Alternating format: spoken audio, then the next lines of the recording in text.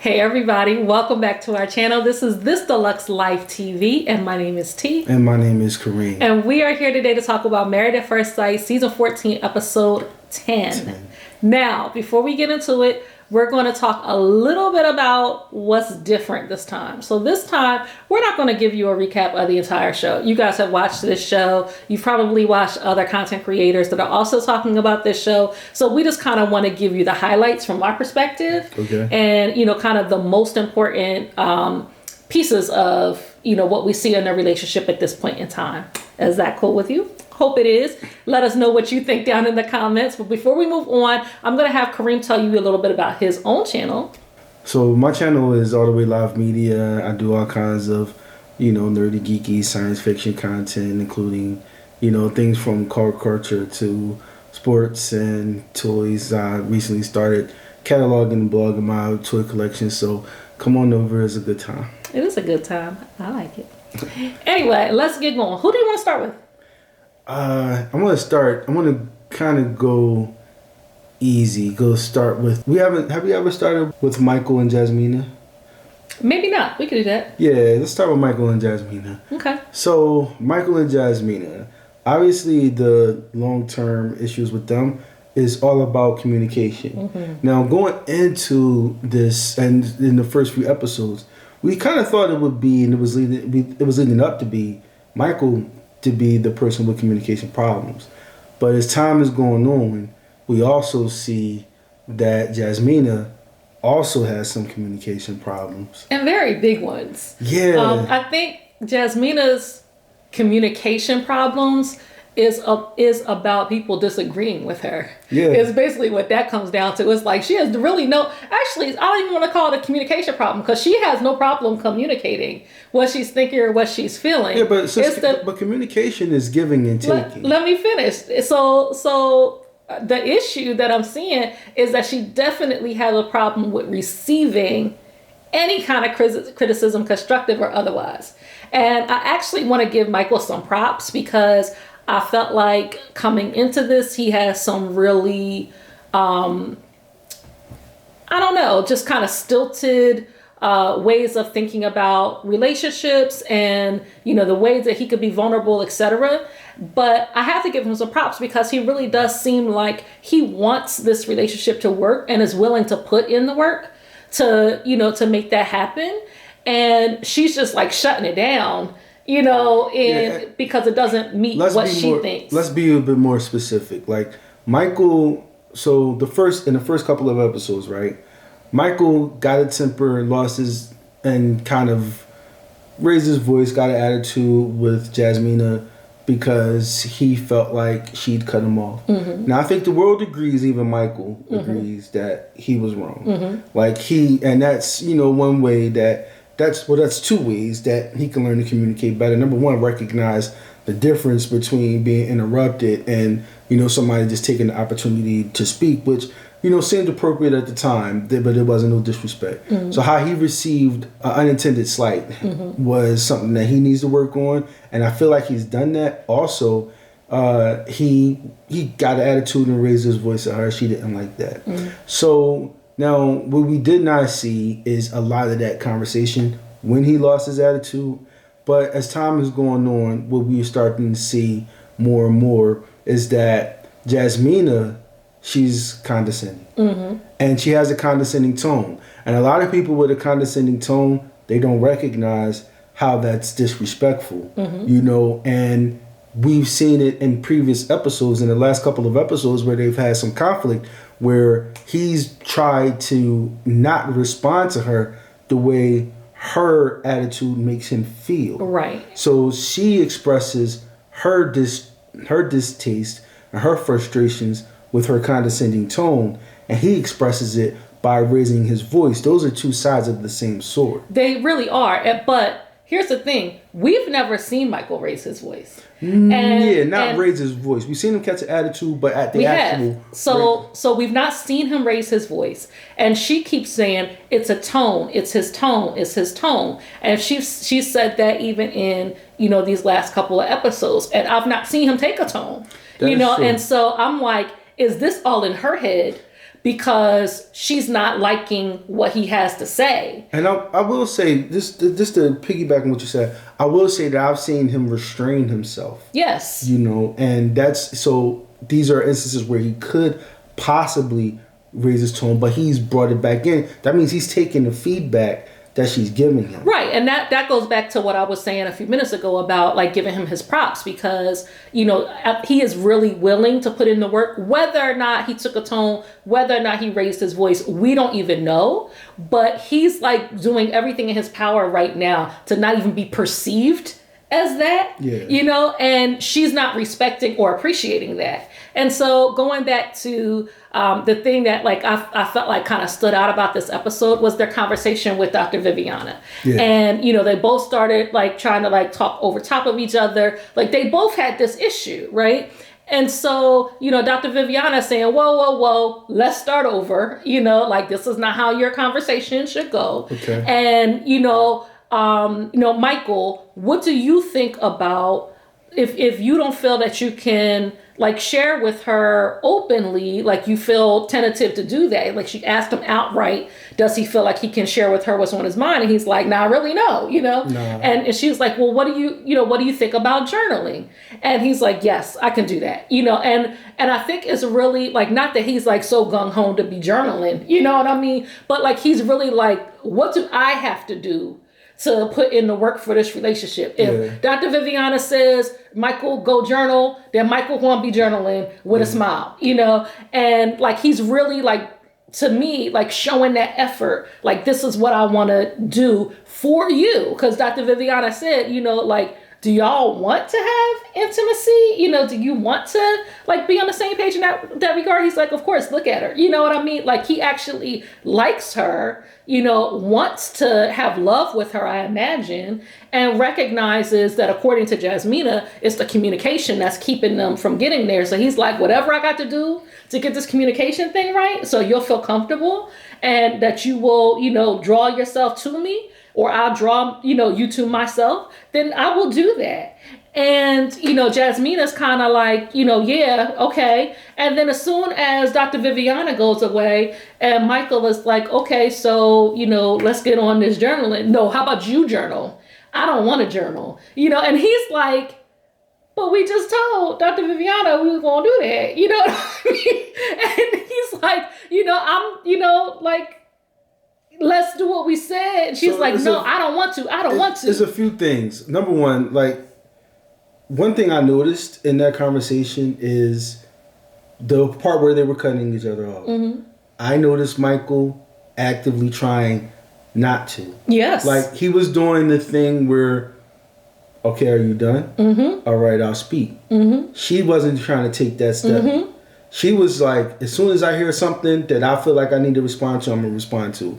And that's the thing about argumentative people, is that they don't like to be interrupted, but they will interrupt so quick. Yeah. You know, they will totally just jump right in as soon as they feel like, oh, I got a counterpoint. You know what I mean? And that's Jasmina. She doesn't seem like she's willing to meet him halfway. I mean, the whole thing about the journaling, that is a tool. Right. And that's what he said. And that's what he's trying to do. Mm-hmm. Like, so he's trying to take advantage of a tool because obviously, like, she doesn't like to be interrupted. Mm-hmm. And he does have a problem with interrupting her. I recognize that. Mm-hmm.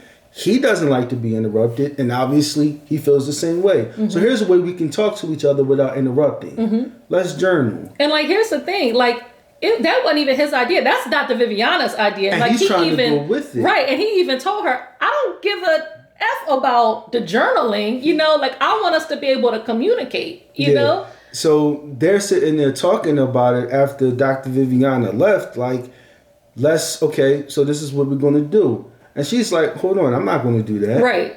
Because she don't feel like she needs to work on it.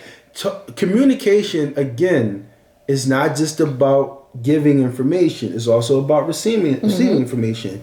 It's an exchange. It's a fair exchange between two or more parties. Mm-hmm. That's a communication.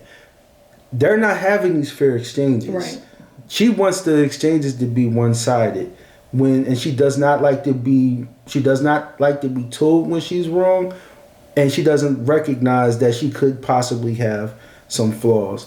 I don't want to dog power on Jasmina. I don't think she's a bad person. I think, like most people, we don't always know or recognize our faults. Yeah, there's definitely some self-awareness issues there. Although there was that moment when they had like the basket conversation, they had to like ask each other questions and stuff, where she did admit it's not always his fault. It's like she did have that at least, and he was like, kind of like, wow, she, admitted that it's not always me. Nevertheless, like, we'll see how it actually progresses, because saying that and doing that in the moment and trying not to like always put it on the other person is two different things. And so I hope that she like actually stops and checks herself, because I feel like Michael is trying very hard, and I don't feel like Jasmina is trying as hard. Like she's talking around in circles. She's saying stuff. It's not about the past, but it is about the past. It's not about this, but it is about this. It's not about that. And it's like, which one is it? What do I have to do in order for you to be comfortable? And I think what it comes down to is, I don't know if she really liked him like that. And I feel like if she did, then all this would be a non-issue, to be quite honest. And I'm like, girl, if that's the issue, just say that's the issue and move on. Like, why are we going through this and making this man feel bad? Yeah, don't pull in Alyssa. Right. And like the long range game. Right. That should be the title, is Jasmina the new Alyssa. You know what I mean? Like, what is happening? But I do think there is some potential there between them two. They did have some good moments. I think she is attracted to him in some, I don't think like she's like repulsed by him at all. But she might not like him. Like personally, personality wise, he just might not be her ideal. If she even has one. Yeah. So yeah. I don't think there was much more with them. No, we're gonna stay with what we feel is the highlights this episode. All right, so let's talk about Steve and Noi. I've been dying to talk about this because Steve. But before we get into that, we did want to talk about Noi. So as they're having the conversation with Dr. Viviana, she's sharing, from what we saw last episode of them having conflict and her walking away and staying away. And, she expressed that she, didn't realize that it was going to hurt him that way. And she didn't want to hurt him like that. Kareem, you have some thoughts about that? Yeah, I think that's the cap. That's a cap. I just feel like, when someone's being passive aggressive, we can't just think of it as being passive. It's aggressive too, and that aggressive is seeking a particular outcome. So she says that she didn't want to hurt him, or she was surprised that she hurt him. She didn't say she was surprised that she was surprised to see that she hurt. She was hurt. Her words were something to the effect of she was hurt to see how he was hurt. Yes. By what she did. Yes. And I don't really believe that. Why? Because I feel like she was affecting him emotionally, maybe not to the point where he's actually emotionally damaged, but affecting him emotionally was the result that she was seeking. Maybe because she was affected emotionally, something that she wanted to fight back, and she didn't know how, or didn't want to fight back to the degree that she probably would with other partners, as she stated. So her only response was to pack her bags and stay out overnight. So I agree with Kareem that it was passive aggressive, and we talked about that at length last episode. I think Noi was totally wrong in what she did. I don't think, however, that it was a lie when she said, I didn't mean to like cause him pain, because I don't believe that I ain't do that when you was talking. Come on. Sure. Go ahead, you're talking. I know, so stop. Okay. I don't believe that every passive aggressive action is meant to cause pain. I think oftentimes people take the opinion that like they want the other person to like know that, they feel wronged in some way. And like the only way I can get their attention or to let them know that they wronged me is to like give them the cold shoulder or whatever. We've given each other the cold shoulder. We want each other to know we upset, but we're not trying to cause each other pain. You know what I mean? Like we're not trying to damage each other because we love each other. And I think the other piece of that too is I don't remember, but I don't think so, that Steve hadn't expressed that he loved her at that point in time either. No. And so I don't think that she thought necessarily that her, taking that time away, even though I think that was the wrong way to go about it. This was actually 2 episodes ago. Right. That I think that her taking that time away would affect him to that degree. Because think about it, she's already in love in her mind. He's not. And, her feeling slighted or her feeling wronged, and her wanting him to know, you've wronged me, even though I don't think that he did. But her wanting him to know, you've wronged me, she's not necessarily thinking this is going to cause him pain. He don't even love me. Where the pain coming from? I'm just his roommate, essentially. You know what I mean? So, like, where is the pain? So I don't think that was a lie. But I do think that it's a good thing that she recognized that we can't be doing this. Because Steve was very upfront in, like, this can't happen again. Like, that's not the way that we treat each other. That's not respectful. And I don't like that. Excuse me. So I'm glad that she, acknowledged in front of Dr. Viviana and not just to him, I did this, that was the wrong thing to do, and I don't want to do it again. So, kudos on that, but it shouldn't have happened to begin with. Now, Steve. Homie just don't want to work. And it's crazy because he's like, well, you want to clean house?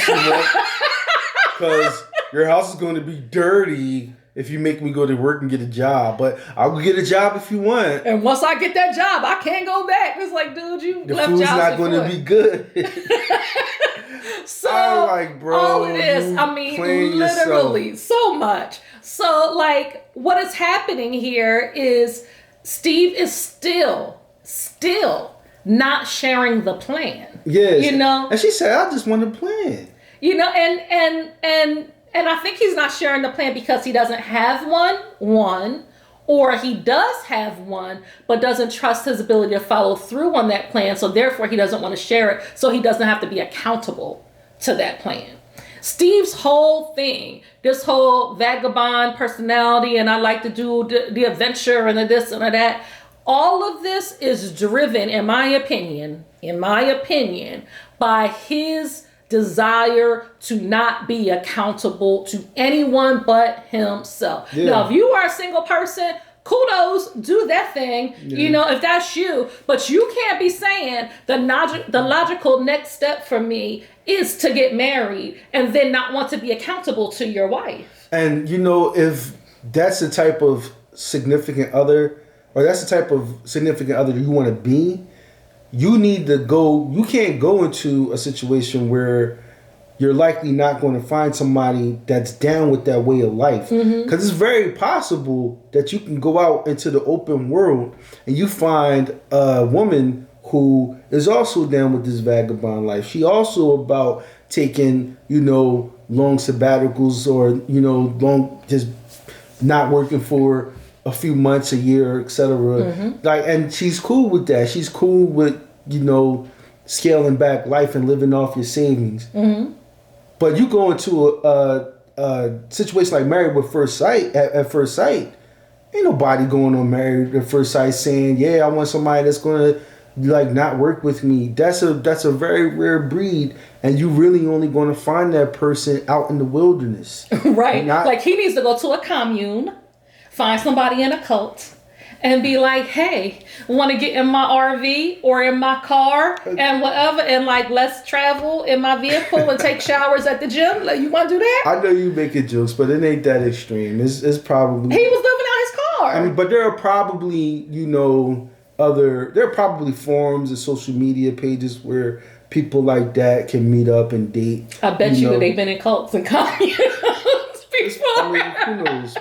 So, but you know, and that's the thing. Like this, you go on Married at First Sight. You're meeting people from the general populace, and who basically are doing television dating. right. You know what I mean? And this is not this. You're not going to find that. And then without a plan, I don't think anybody is really going to want to be with you if you don't got no plan for anything, because everybody worries about the rainy day. But here's the thing: everybody don't though, or some people think that they'll get it together. I mean, how many people do we know is with people that why are they together? You know what I mean? Like he or she don't have nothing going on. You know what I'm saying? I don't be on the people's business. You know people like that. You know you do. I may. If we don't have to out people. You know you do. Okay. But my thing is, and so let's talk up for a second because this backs up the point that I was about to make. So Dr. Viviana said,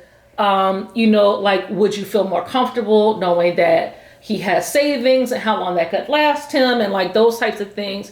And Noi was saying, yes, but I also need a plan.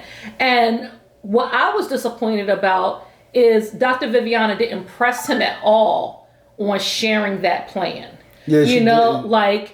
And that's the thing that Pastor Cal should have done when he met with them, that Dr. Viviana should have done when she met with them, saying, listen, if this is the way that you, Steve, really need your relationship to go, you're saying you love her, she's saying that she loves you. Does she know how much you have in savings account?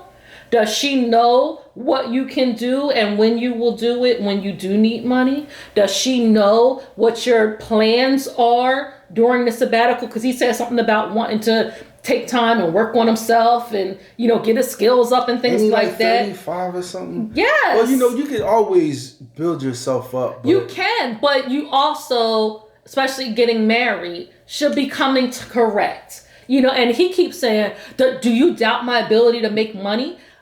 Sir, this is not what we're talking about. And she's trying not to actually say yes.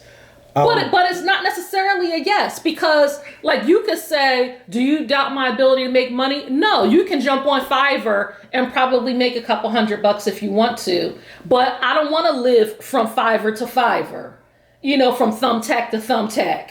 I want to have money in the bank. We want to have children, all those things. I want to be stable, secure, not just you jumping in and doing some stuff when Steve, we need it. Instead of actually giving or providing that plan or explaining what he's trying to do, what he's trying to achieve by way of a plan, homie just I'm just trying to be a house husband, really. You know what I mean? That's the whole vibe he give off. That was his way of defending himself. Yes. And he's just I've been doing all of this. I haven't seen you do it. You're not gonna see her do it. Well, she's literally working at home. You ain't doing nothing. What the hell else is you supposed to do? You're not bound and gagged and let out just to cook and clean. You could be trying to work. You're not. So what else you supposed to do? Right. If you don't got nothing to do, then find something to do in your home. Mm-hmm. Be productive. Mm-hmm. You know what I'm saying? And you are you're taking on that responsibility because there's nothing else for you to do. Right. And he's asking her, well, have you been financially impacted? You live in rent free. Yeah, y'all married, but y'all not married. Right. Y'all not. Now we out in the world. Now we got a bigger house. Now we got, to split these bills. A joint apartment or whatever. And he has his own place. She has her own place. If you think about it, let's just say y'all not living rent free. Who gonna pay the rent? Right. Her? Is it fair? And all you do, and I can't say all you do is cook and clean. If you're taking it on a full-time job, certain live at home spouses do, that could be a full-time job. But oftentimes, really, when you have kids, though, that's what I was just about to say. Because if you don't have kids, then cooking and cleaning is just we don't got kids. Cooking and cleaning, we cook maybe once a day each, And both of us cook maybe once a day, and we just kind of clean up after ourselves as we go along, because we don't got nobody else to clean up after.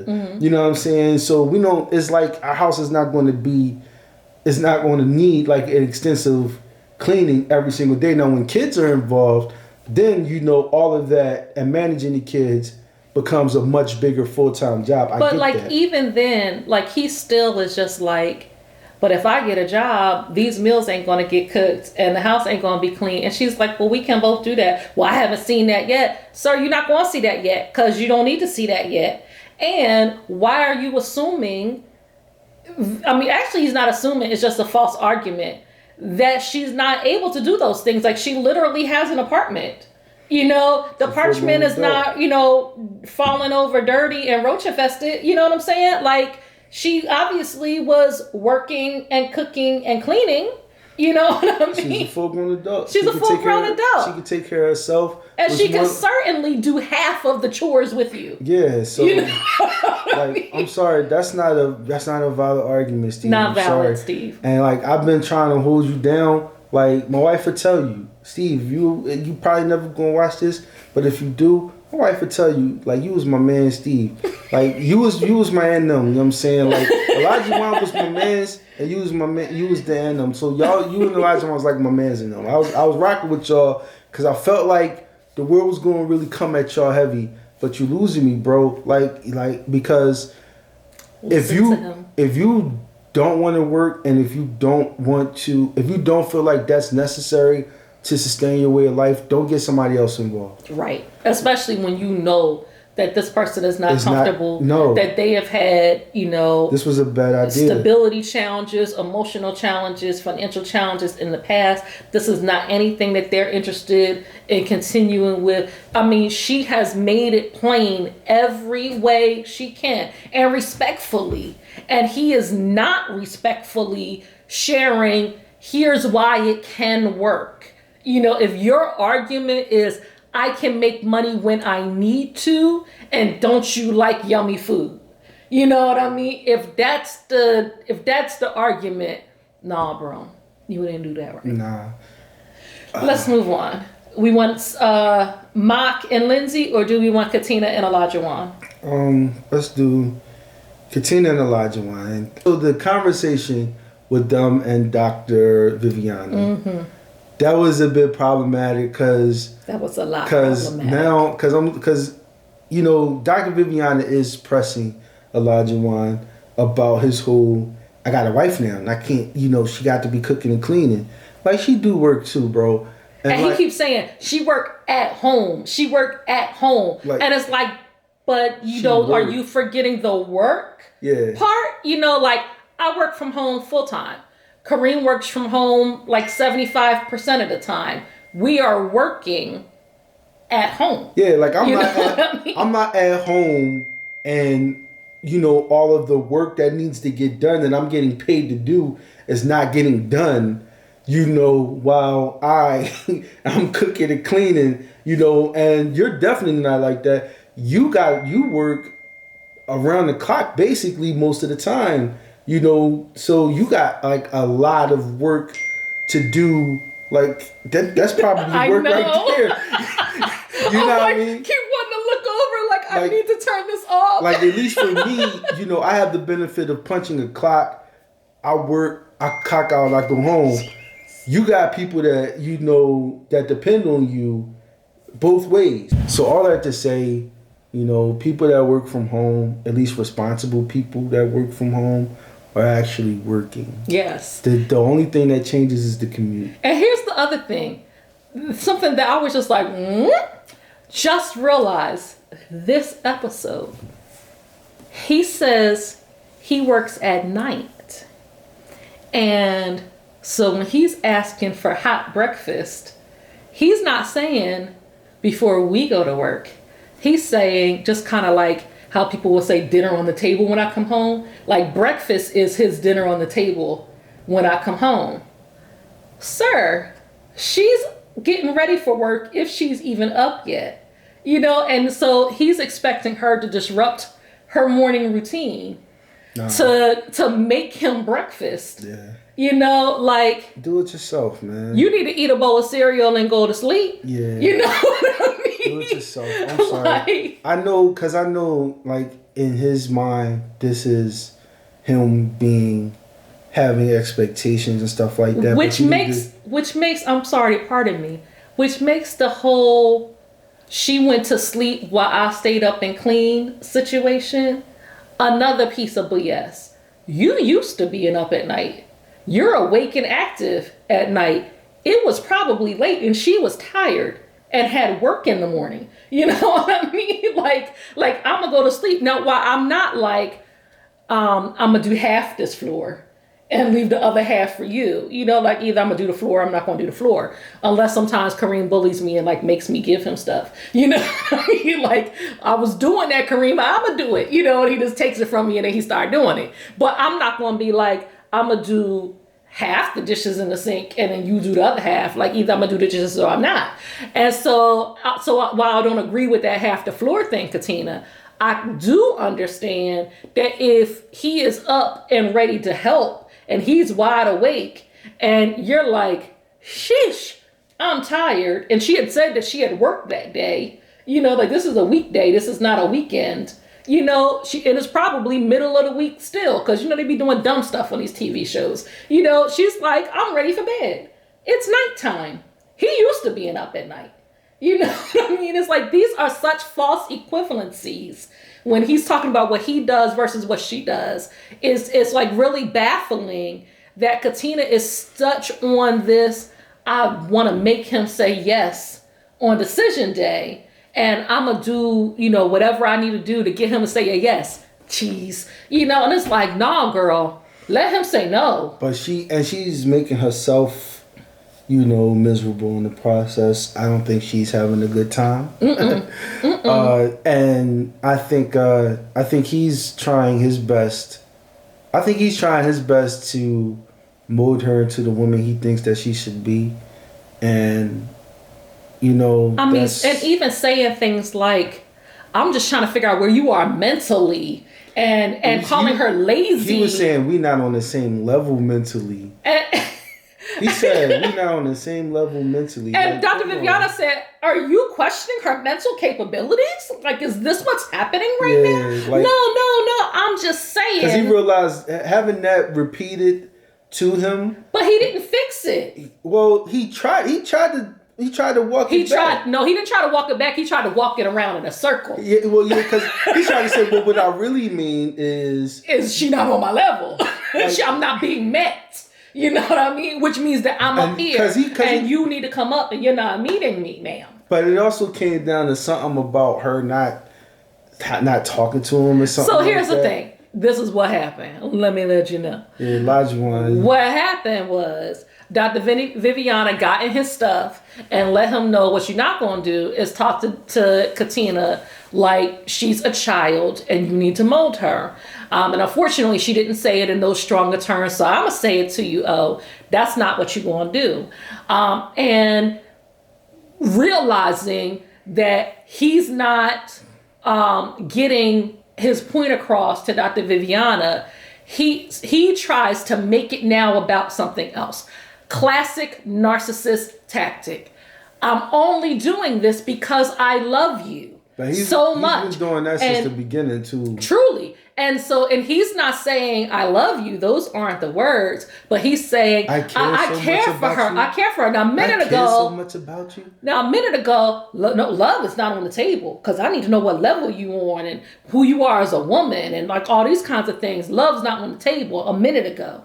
But now, but you know, okay, I didn't get my way with this. So let me break it down and it's about that. You know, and it's like, it's just because you're not being vulnerable and I'm not being met with the vulnerability because I care about you so much because you see what happens. I had to check in the savings and the savings in the checking. Somebody break it down and crying in front of you because you are. And he didn't reach out to comfort her or anything. He just kept going. And she's like, I feel like I'm being beat up. And girl, it's because you are. Yeah. That's emotional abuse. And this is not stuff that is this is not normal in a relationship. And you should not accept that kind of treatment. You should not accept somebody talking to you that way, even thinking those things about you and playing on as you identify your insecurities. And we don't know what she doing, what she not doing, really. But all we know is it's not his expectation. Yeah, and they allude to, you know, a lot of stuff that we're seeing. A lot of stuff that we're seeing about Katina is being edited out. But but what we seeing so far, we can only go by what we know. What we know is that Olajuwon, you know, you a real piece of work, bro. Yeah. Because I feel like you see yourself as a prize, and she has to win you. Mm-hmm. At the end of the day, and you are making, at least what's coming off in the edits, you're making her agree with you.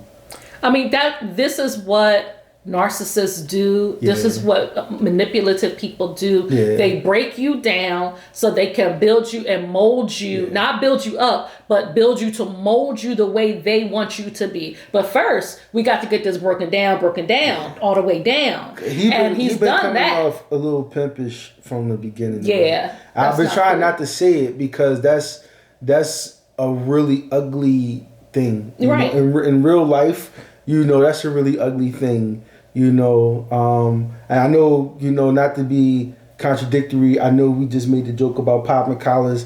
That is, you know, a pimpish thing. I get that. But in real life, what these people do is they break women down.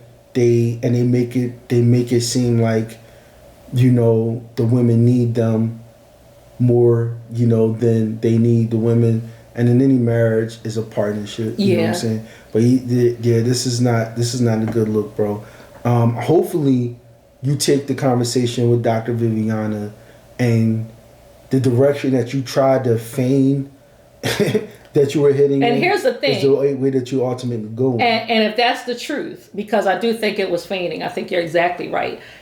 If that's the truth, then we shouldn't hear another thing about no cooking or cleaning as long as she's being emotionally vulnerable. Yeah. You know what I mean? If this is what it's about, then we better not hear another word. Otherwise, we all know that you're bold-faced lying. I mean, we know that already. You know, but I mean, you can show that on national TV if you choose, and I'm sure that's going to be coming next week. But you know, we'll see, or the week after, we'll see. Yeah. But I definitely wasn't down for that. I mean, they had their little movie night. She's like, yes, I listen to you. I listen to what you say. And, you know, then took shots off of his belly button after the basket thing. And I was just like, ooh. Now, they had to do it after that. They walked into the bedroom. And they sleep together every night. Sleep in the same bed every night. Okay. They had to walk into a bedroom every single night.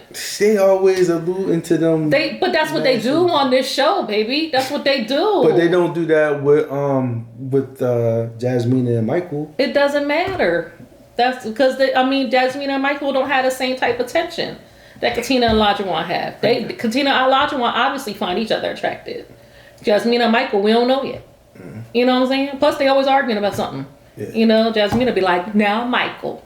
So, how was my Jasmina impersonation? Terrible. No, I'm sorry. So, now Mike. We'll pull it over to Marcus Shark and Lindsey.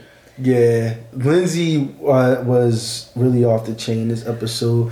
She feels like she just needs to go in on Mark whenever possible. And I'm sorry, just because you do nice things for somebody, that don't mean it's open season when feelings are involved. You know, it's interesting because I feel like in several ways, not in every way, but in several ways, Lindsey and Jasmina are not that different. Yeah. I feel like they both will take every opportunity to show that they're right about something. Yeah. And, you know, unfortunately, when Lindsey wants to be right about something, she will cut you. You know what I mean? When Jasmina wants to be right about something, she'll just talk over you. You know what I mean? Like, she's not trying to cut. She don't be like, and your hairline receding. She don't do stuff like that. But Lindsey would do it. You know, and I was just like, when Dr. Viviana came to talk to them, and she said something about, you know, I thought he could handle me, but I guess not. You know, and I'm she seems to take, because she was even talking to her homegirl in the on video chat, Yeah. and just kind of spilling way too much tea, in my opinion. Like she playing. These are private conversations. I mean, these are private between a husband and a wife. She's basically, and even a friend was like, "Girl, you better slow down" and stuff like that. Because I'm thinking like, yo, and she knows this is on national television. Like it's not like she's just confiding in her girl. Lindsey she seems to revel in, pretty much airing Mark out, and that's because it makes her feel.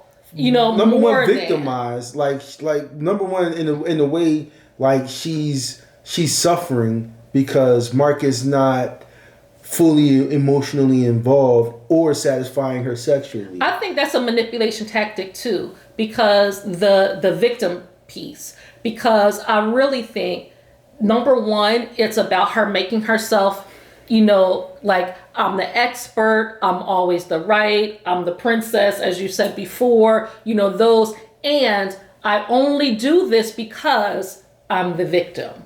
And it's like, no, first of all, you probably in many cases are not the victim. And you do this because this is who you are as a person. Yeah, she's not being treated the way she feels like she needs to be treated, which is better than anybody else. Like, it's as if she's better than everybody else. And in this case, Mark. She's nice to Mark. She was nice to Mark until she had a conflict with Mark. And then all the stuff she was nice to Mark about, suddenly, suddenly, not only that, suddenly she just threw it right up in his face. She didn't, she just took it, I was nice to you. Well, I mean, now you're throwing it up in my face. So was you doing it to get, was you doing it for the kudos, or was you doing it because you truly care? Right. There's a difference there. And I don't think Lindsey recognizes that difference. She thinks that... Welcome back, everybody. The camera died on us. We was talking so much, camera was just like, I'm gonna just die. At all. But so we were in the middle of talking about Lindsey. Unfortunately, Lindsey, this was another low light for her, because we were talking about how she's quick to throw everything up in his face, which I think overrides any good gesture or any good deed that you've accomplished when you feel like doing those good deeds makes you better than somebody, I can feel you in some ways where you felt like Mark isn't giving you his all, and that's clear. I don't think Mark wants to, and maybe that's just a sign of compatibility. Yeah, I mean, I think Mark is definitely put off by what she gives off. Like, yes, she may be nice to him in certain situations. She may be willing to do things for him. But that doesn't make you like a nice person, and that doesn't make you necessarily the person that somebody wants to spend their life with. And there's so many red flags, coming from her side of the field. And that's not to say, like, I'm not trying to put Mark up on a pedestal or anything. That's not to say that he doesn't have any red flags or issues or whatever. I'm saying I can understand why he's not like, yes, I'm all in, because she doesn't allow people to get close and get vulnerable and open up, about their fears, wants, desires, etc. Because you never know when that's going to make an appearance in public. Yeah. You know what I mean? That's like, whispering your secrets to somebody, and next thing you know, that's being shouted in the bathroom on a hot mic. You know what I mean? Like, no, girl, that's not cool. And then the idea that you have the right to because you're angry. Right. Like, I don't agree with that. Like, it's not justified. That type of behavior is just not justified.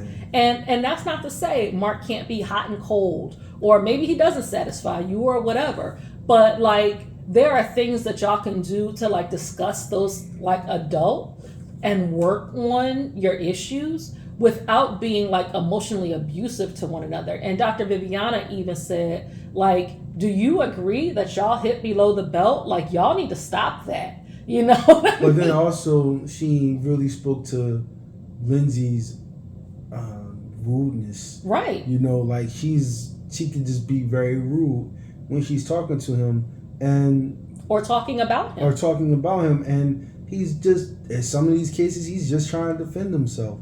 You know, he got to defend or himself. trying to distance himself from a bad situation. So, and you know, Mark already tried to explain to her, like, you're too much. You know, now this is the second time we've heard her complain about the sex. I don't want to talk too much about that, but I do want to talk about, are you sharing this stuff with him? Because it seemed like these things would change. I don't know. If you would have a valid point if you were sharing this with him and he's just like, well, I'm not going to change. Right. Like, then I'm not going to change. But even then, it's still not a valid point to share with the world. Yeah. You know what I mean? Like making your partner look bad, intentionally trying to embarrass him. You know, I think that's inappropriate. That's uncalled for. Mm-hmm. You know, that's uncouth. Yeah. You know, like, don't do that. Just don't do that. Like, you don't do that to your partner. Like, you don't do that to your spouse, your husband, you know, wife, nobody. Like, you don't do that. But Lindsey does that. And, you know, I think Mark, you know, has his challenges with being able to effectively communicate, to effectively have conflict, you know, and, you know, his strategy is avoidance, you know, which is also, like, not the best strategy. You know what I mean? Like, you do need to learn how to communicate, you know, even in challenging situations to communicate. But I can understand too, you know, kind of as a defense mechanism, particularly with a personality type like Lindsey, where you're like, but I'm not trying to get ripped to shreds because I'm trying to share something with you that's important to me.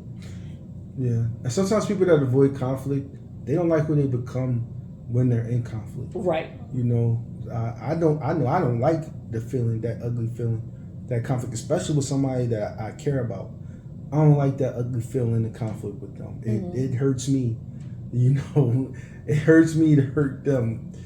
No cap, but yeah, right. it hurts me to hurt them, like, because, you know, I care about this person. You know what I'm saying? And I can understand Mark on that tip. Like, but when he's feels like he's under pressure and being attacked, and ain't but so much you can take before you start to snap and fight back. And then you become just as ugly as they are. And now, you know, that's something that y'all need to fix. Yeah. Like, if you're going to be married to somebody, you can't hate that person secretly. Like, yeah, well, I mean, definitely not. Like, you can't be married to the person and be like, yeah, I'm married to you, but I hate you. Like, you don't want that. And here's the thing. Here's the thing. It's interesting because, you know, so you kind of get like that sense, that undercurrent from Mark, right? That, like, you know, maybe he'll make nice until decision day and then, you know, let loose, I'm really not feeling this, you know.